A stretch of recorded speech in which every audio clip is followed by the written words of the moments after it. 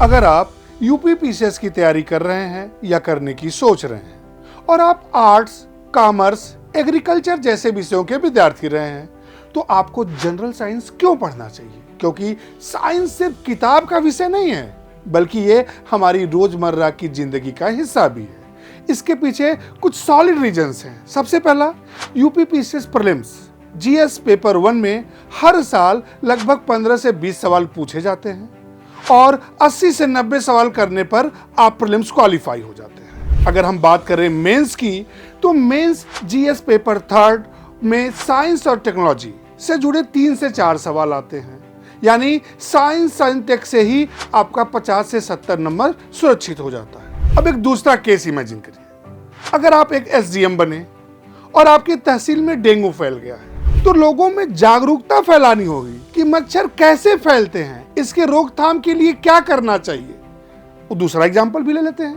यदि किसी गांव में बिजली चोरी होती है तो आपको समझना होगा कि ट्रांसफार्मर और लाइन लॉस कैसे काम करता है। यदि आप किसानों से मिले तो उनको समझाना होगा कि उर्वरक और कीटनाशक का सही उपयोग कैसे होता है। कुल मिलाकर बिना साइंस के ऑफिसर का काम अधूरा होता है। आयोग सिर्फ यह नहीं देखता कि आप कितने रटे रटाए ज्ञान वाले हैं, बल्कि वह यह भी देखता है कि आप विज्ञान आधारित, तार्किक और आधुनिक सोच रखते हैं या नहीं।